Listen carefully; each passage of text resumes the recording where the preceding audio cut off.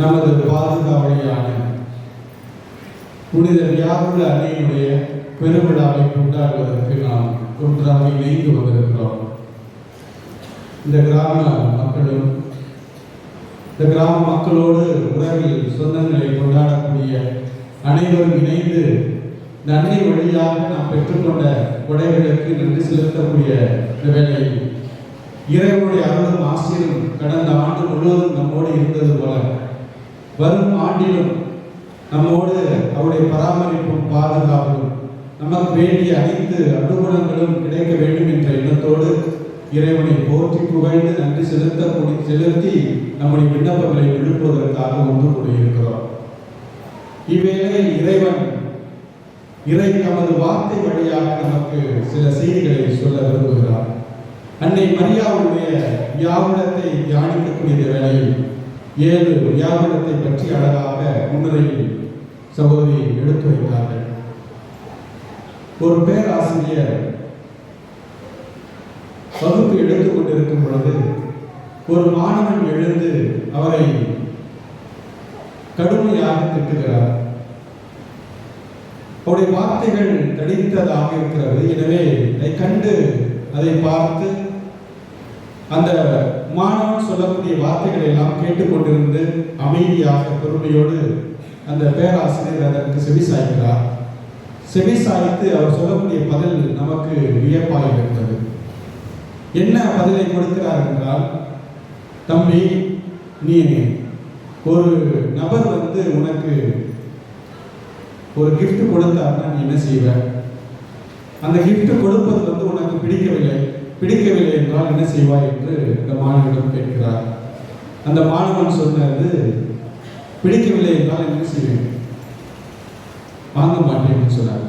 அப்படித்தானே நம்மளும் செய்வோம். எனக்கு பிடிக்கலைன்னா அம்மா கொடுக்கக்கூடிய கிஃப்ட் நமக்கு ஒரு நல்ல உடை எடுத்து வரல அப்படின்னு தெரிஞ்சிச்சுன்னா என்ன செய்வோம்? எனக்கு வேண்டாம்னு சொல்லிட்டு குழந்தைகள் வேண்டாம், எனக்கு தேவையில்லை, நான் பழசையே அல்லது எனக்கு வேண்டியதை நான் போட்டுக்கிறேன் அப்படின்னு சொல்லக்கூடிய நிலை இருக்கிறது. அதுபோல இந்த மாணவனும் அந்த பதிலை சொன்னார். இந்த பேராசிரியருக்கு சொன்னது, நீ அழகான நிறைய கிஃப்டை எனக்கு கொடுக்க விரும்பினேன், அது எனக்கு பிடிக்கல, என்ன செய்யுது, நான் உனக்கே கொடுத்தது, நீயே வச்சுக்க, அந்த கிஃப்ட் எனக்கு வேண்டாம்னு சொல்லி முடிக்கிறார். ஆனால் அன்னை மரியாள் அப்படிப்பட்டவள் அல்ல. அன்னை மரியாள் கடவுள் நமக்கு அடையாளமாக கொடுத்திருக்கக்கூடிய இந்த அன்னை மரியாள் எல்லா எதிர்மறையான கருத்துக்களாக இருந்தாலும் சரி, உணர்வுகளாக இருந்தாலும் சரி, சிந்தனைகளாக இருந்தாலும் சரி, அது எந்தவித ஆற்றலாக இருந்தாலும் சரி, எல்லாவற்றையும் சுமந்து கொண்டு தன் பால் ஈர்த்து தன்னிடம் இருந்து அன்பும் அரவணைப்பும் பராமரிப்பும் பாதுகாப்பும் இந்த மக்கள் வளமையோடும் வாழ்வு பெறக்கூடியவர்களாக இருப்பதற்கு வேண்டிய அனைத்தையும் கொடுக்கக்கூடிய ஒரு கருவியாக, ஒரு அருள் அடையாளமாக செயல்படக்கூடியவர் தான் நமது பாதுகாவலி வியாகுல அன்னை அவர்கள். இந்த அன்னையை கடவுள் கொடையாக மனுக்குலத்திற்கு கொடுத்தார். இந்த மனுக்குலமானது அவளுக்கு கொடுத்ததோ வியாகுலங்கள், பல்வேறு விதமான வியாகுலங்கள். அது 7 வியாகுலங்களை பற்றி இங்கு நமக்கு சுட்டி காட்டப்படுகிறது. அது தியானிக்க அழைக்கப்படுகிறது.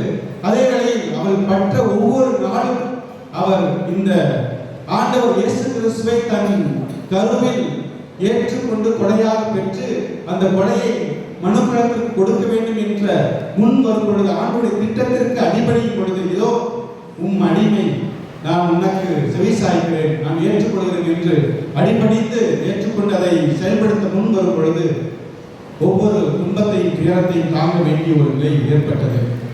அந்த மனுஷி, அந்த பெண்ணானவள் பட்ட வேதனை நிச்சயமாக கடுமையாக இருந்திருக்கும். அந்த குழந்தையை யாருடைய குழந்தை என்று அறியாமலேயே அந்த குழந்தையை தன் உதரத்தில் தாங்கி அந்த குழந்தையை மனுக்குலத்திற்கு கொடையாக கொடுக்க வேண்டும் என்ற நிலைப்பாட்டில் உறுதியாக இருந்து எத்தனை ஏற்று பேச்சுக்கள் வந்தாலும் தன்னை கைவிட வேண்டும், புறக்கணிக்க வேண்டும், இந்த பெண்ணோடு உறவாடக்கூடாது, சொந்தம் கொண்டாடக்கூடாது என்ற நிலை வந்தாலும் அதையும் கடந்த ஆண்டவரே, நான் சித்தத்தை நிறைவேற்றுவதற்கு நான் இதோ அடிபடுகிறேன் என்று முன் வரும் பொழுது துயரங்கள் அனைத்தையும் எல்லாவற்றையும் ஏற்றுக்கொள்வதற்கு முன் வந்திருக்கிறார் என்பதுதான் யதார்த்தமாக இருக்கிறது.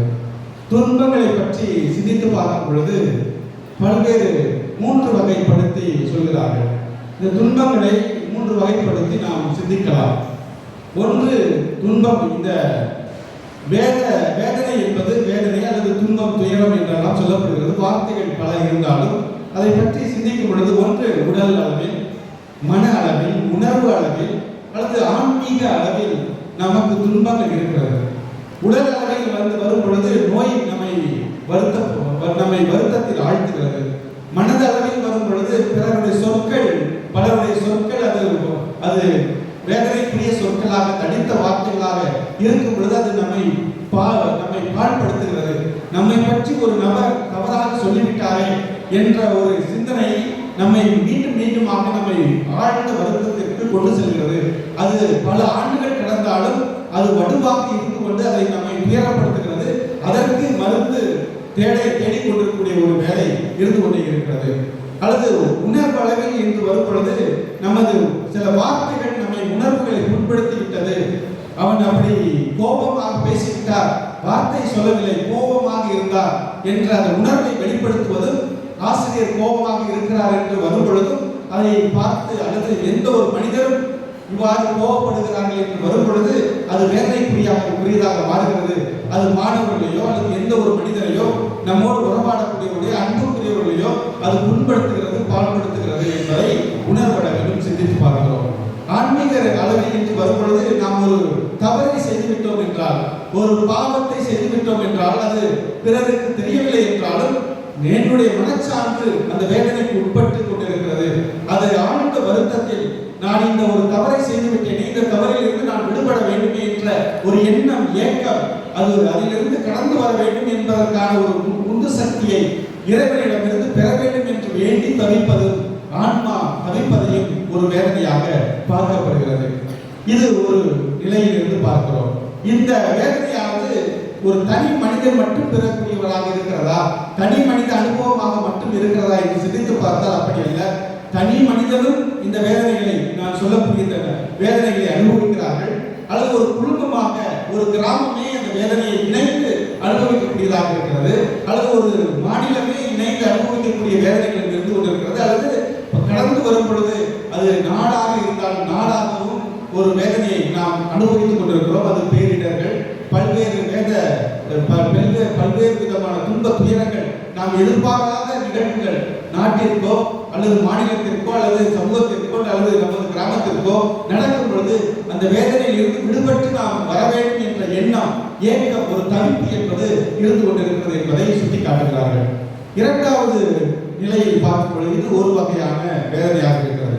இரண்டாவது நிலையில் வரும் பொழுது நமக்கு அந்த உடல் நிலையில், உடல் மட்டும் நோயால் பிடிக்கப்பட்டு வருந்துகிறோம் என்று முதலில் சொல்லப்படுவது போல, இரண்டாவது நிலையிலும் அதே நிலையில் தான் சொல்கிறார்கள். ஒன்று, அது நோயால் வாழக்கூடிய ஒரு வேதனை, அல்லது அதை கடந்து வரும் பொழுது ஏழ்மையினால், ஒடுக்குமுறைகளால் அல்லது அடக்குமுறைகளால், அது இதிலிருந்து ஒரு நான் சுதந்திர மனிதனாக, சுதந்திரமாக என்னுடைய உணர்வுகளை, என்னுடைய சிந்தனைகளை என் குடும்பத்திலும் என் கிராமத்திலும் என்னுடைய நான் வாழக்கூடிய பகுதிகளில் வெளிப்படுத்த இயலவில்லையே என்ற ஒரு வேதனை நம்மை வாட்டி வதைக்கிறது என்று அருமையாக சுட்டி காட்டுகிறார்கள். மூன்றாவதாக வரும்பொழுது வேத கலாபனை. இந்த வேத கலாபனை என்பது ஒரு விசுவாசம், நம்பிக்கை.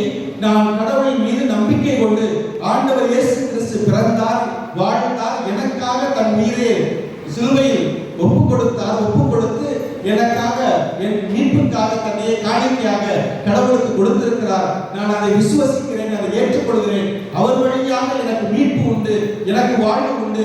நான் என்றென்றும் வாழ்வதற்கான வழியை கடவுள் ஆண்டவர் இயேசு கிறிஸ்து வழியாக திறந்து கொடுத்திருக்கிறார் என்று நம்பி அதை அறிக்கையிடும் பொழுது அதற்கு எதிராக வரக்கூடிய சான்றுகள், அது எதிர்ப்பு உணர்வுகள், இத்தகைய நம்பிக்கையை நீ அறிக்கையிடக்கூடாது என்று வரக்கூடிய துன்ப துயரங்கள் எல்லாம் வேத கலாபனையாக பார்க்கப்படுகிறது. எனவே ஒரு மனிதன் துயரப்படுவது வேத கலாபனையாக, தன்னுடைய நம்பிக்கைக்காக, தன்னுடைய நம்பிக்கையை முழுமையாக வெளிப்படுத்துவதற்காக முனைப்பெடுக்கும் பொழுது அதற்கு தடையாக இருக்கக்கூடியவர்கள், அல்லது அதை தடையாக மட்டுமல்ல, அதை அந்த கர்த்தருடைய நம்பிக்கையை இல்லாமல் இருக்க வேண்டும் என்று நமக்கு வேண்டிய அத்தனை துன்பங்களை கொடுக்கக்கூடிய நிலை என்பது வேத கலாபனையாக பார்க்கப்படுகிறது என்று சுட்டிக்காட்டுகிறார்கள்.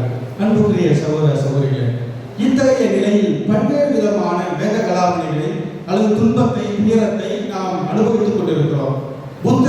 அழகாக சொல்லுவார், துன்பத்திலிருந்து நாம் விடுபட வேண்டும் என்றால் என்ன செய்யறார்? என்ன சொல்றார்? ஆசையை விட்டுவிட வேண்டும். அந்த ஆசையை விட்டு விடுவதற்கு என்ன செய்யணும்? ஆசையை விட்டுறது. அந்த ஆசையை அடக்குவதற்கு 7 வழிமுறைகள் அப்படின்னு சொல்லுவார். சரியான பார்வை, சரியான செயல்பாடுகள், சரியான சிந்தனை அப்படி என்று வரிசையா சொல்லி போறார். 7 அப்படின்னு. அந்த 7 அதை கடைபிடித்தால் போதும் என்று அழகாக சொல்வார். ஆனால் ஆண்டவர் இயேசு கிறிஸ்து, கடவுள் தந்தையாக இறைவன் ஆண்டவர் இயேசு கிறிஸ்து வழியாக அந்த ஆண்டவர் இயேசு கிறிஸ்து உலகுக்கு கடையாக கொடுப்பதற்கு கருவியாக நமக்கு கொடுத்த அந்த அன்னை மரியாள் வழியாக கொடுக்கக்கூடிய செய்தி என்பது, துன்பம் என்பது நமக்கு அருவருப்பானது ஒன்று அல்ல. துன்பம் என்பது, துயரம் என்பது எப்பொழுது அருவருப்பாக இருக்கும் என்றால், தனி மனிதனுடைய வாழ்வுக்காக நாம் வாழும் பொழுது, என்னுடைய வாழ்வுக்காக, என்னுடைய சுயநலத்துக்காக நான் ஒவ்வொரு நாளும் அதை அர்ப்பணித்து நான் அதிலேயே ஈடுபடும் பொழுது அது எனக்கு கடுமையான, அதை ஏற்றுக்கொள்ள முடியாத ஒரு அனுபவமாக மாறுகிறது. அதே வேளையில் பிறருக்காக அந்த துன்பத்தை ஏற்றுக்கொண்டு வாழும் பொழுது அது துயரமாக நமக்கு நம்முடைய வாழ்வை வஞ்சிக்கக்கூடியதாக இருக்காது என்பதை ஆண்டவர் இயேசு கிறிஸ்துவின் வாழ்க்கையில் இருந்தும் அன்னை மரியாளுடைய துன்ப அந்த வேத கலாபணிகளில் இருந்து அல்லது வியாபாரத்தில் இருந்து நாம் கற்றுக்கொள்ளக்கூடியது, பிறருக்காக துன்பத்தை ஏற்றுக்கொள்வது, பிறர் வாழ்வு தருவதற்காக, பிறர் வாழ்வு உயர்வதற்காக, பிறர் மீட்பு பெறுவதற்காக, அல்லது எத்தகைய நிலையில் இருந்தாலும் அவருடைய துன்ப துயரங்கள், நோய்கள் அனைத்தையும் போக்குவதற்காக நாம் செலுத்தும் ஜெபங்கள், நாம் எழுப்பும் கூக்குரல்கள், கடவுளம் எழுப்பக்கூடிய கூக்குரல்கள் அனைத்துமே அது நமக்கு கடுமைய கஷ்டமாக இருந்தாலும் தொடர்ந்து அதில் நிலைத்திருந்து வேண்டி விரும்பி, ஆண்டவரே நான் நல்லவராக இருப்பது போல, நான் நன்றாக வாழ்வது போல பிறரும் வாழ வேண்டும், பிறரும் வாழ்வு பெற்று உயர வேண்டும் என்று தொடர்ந்து அவருக்காக தன்னுடைய வாழ்க்கையை அர்ப்பணிப்பது என்பது அதில் வரக்கூடிய வேதனை, துயரம், அதில் வரக்கூடிய எதிர்ப்புகளால் வரக்கூடிய சவால்களால் வரக்கூடிய துயரங்கள் அனைத்தும் அது துயரமாக இருக்காது. மகிழ்வையும் நிறைவையும் மன நிறைவையும் கொடுத்துக் கொண்டிருக்கும் என்பதை நம்முடைய ஆண்டவர் இயேசு கிறிஸ்துவின் வாழ்க்கையில் இருந்து கற்றுக்கொள்கிறோம். எனவே நாம் நம்முடைய துன்ப துயரங்களை எல்லாம் இந்த அன்னை மரியாள் யாவர் அன்னையுடைய வாழ்க்கையிலிருந்து கற்றுக்கொள்ளக்கூடியது.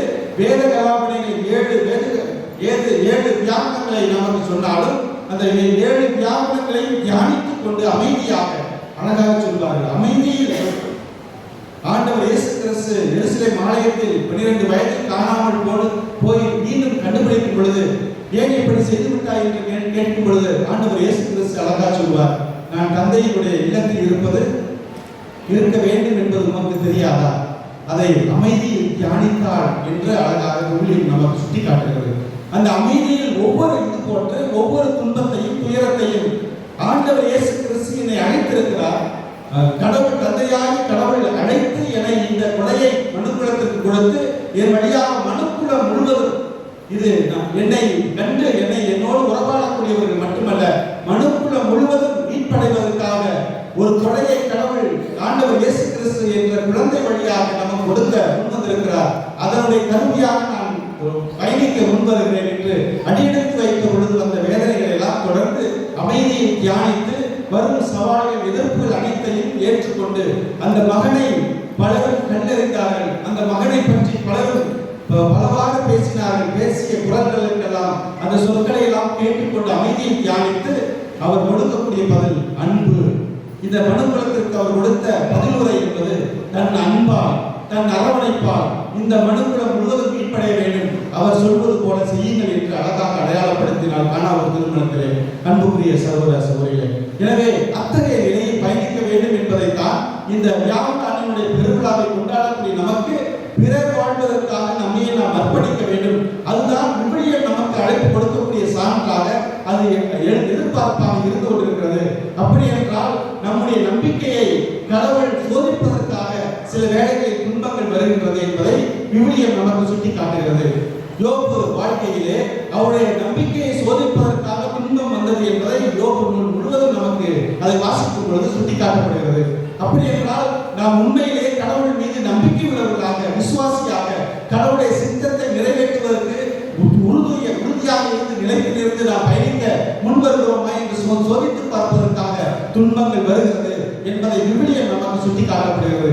அது அன்னை மரியாளுக்கும் அப்படியாக இருந்தது. ஒவ்வொரு நாளும் கடந்து செல்வது என்பது அன்னை மரியாளுக்கு அவருடைய நம்பிக்கை, அவள் தன்னையே முழுமையாக கடவுளை அர்ப்பணித்ததற்கான ஒரு சோதனையாக இருந்து கொண்டிருந்தது.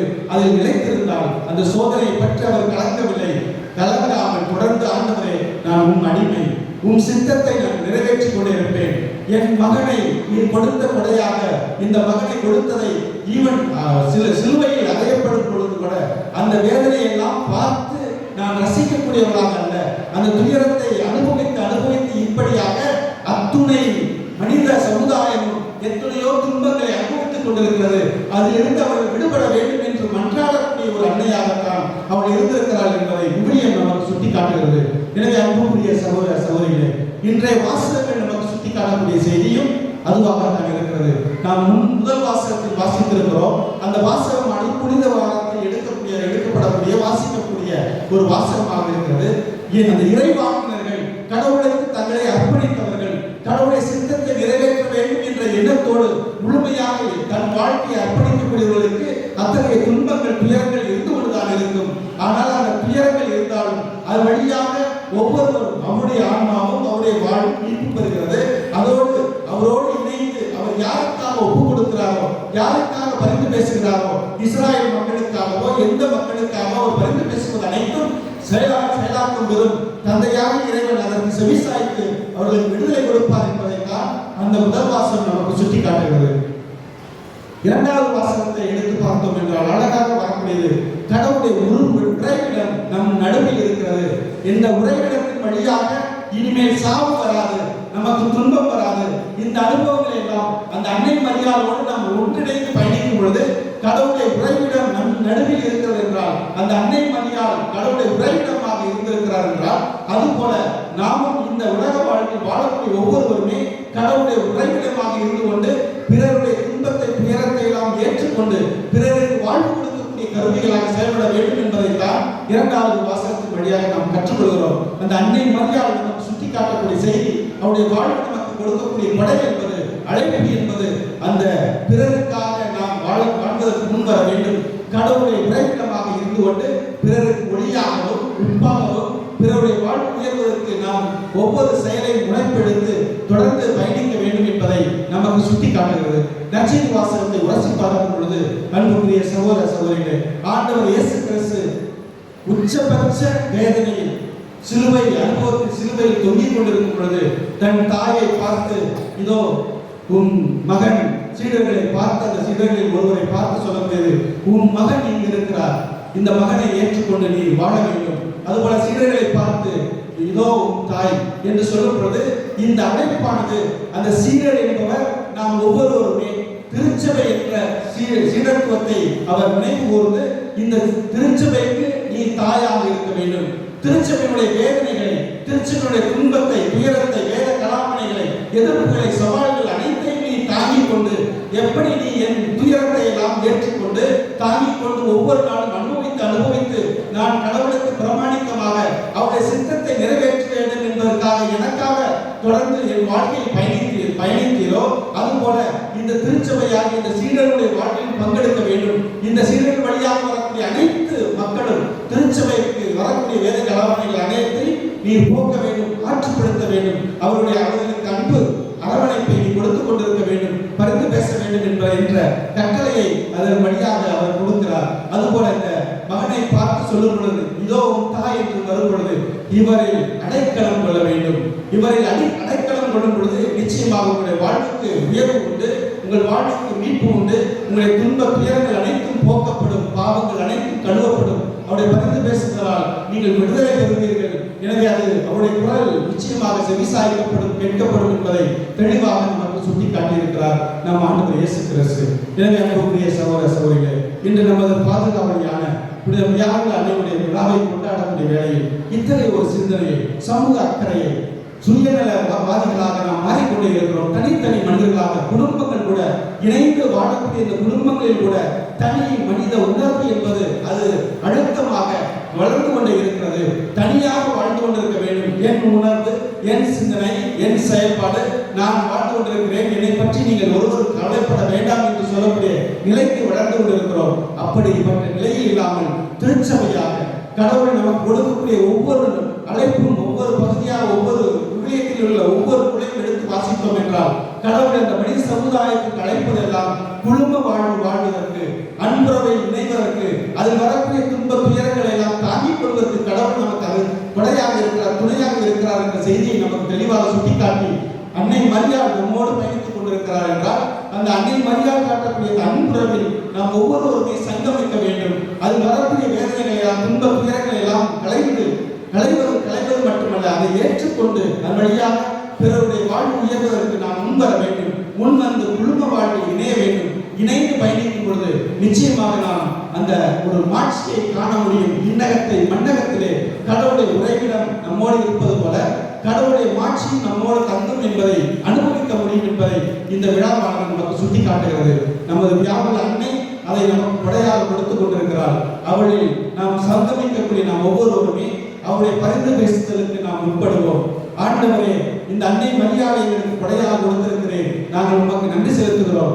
அதே வேளையில் இந்த அன்னை மரியாதை வழியாக நாங்கள் எழுப்பக்கூடிய கூக்குரல் அனைத்தையும் செவிசாய்த்து என்னுடைய துன்ப துயரங்களை எல்லாம் களைந்து நாங்கள் எங்களுடைய துன்ப துயரங்கள் மட்டும் களைவது மட்டுமல்ல, இந்த எங்களோடு உறவாடக்கூடிய இந்த மண்ணகத்தில் வாழக்கூடிய இந்த உலகத்தில் வாழக்கூடிய ஒவ்வொருவருடைய துயரங்களையும் போக்கியர்களும் அவர்கள் நன்றாக வாழ்வதற்கு வேண்டிய வாய்ப்பினை வழங்கியவர்களும் எத்தனையோ பேரிடர்கள், எத்தனையோ இயற்கையினால் எத்தனையோ மக்கள் இழந்து தன்னுடைய வாழ்வை இழந்து வாழ்வதற்கான வாய்ப்புகளை எல்லாம் இழந்து தவித்துக் கொண்டிருக்கிறார்கள். அவர்களுக்கு நீர் அடைக்கலமாக இருந்தாலும் அவர்களுக்கு வேண்டிய ஆறுதலை நீர் கொடுத்தலும் ஆண்டவரே, தொடர்ந்து நீர் இருக்கிறீர் என்பதை உயிர்த்துணரச் செய்து அதன் வழியாக அவர்கள் நன்கு வாழ்வதற்கு வேண்டிய வாய்ப்பு சூழல்களை எல்லாம் உருவாக்கி கொடுத்தலும் என்று நம்முடைய ஜெபங்களை எழுப்புவோம். இறைவன் நம்மோடு பயணித்து நமக்கு உறுதுணையாக இருப்பாராக.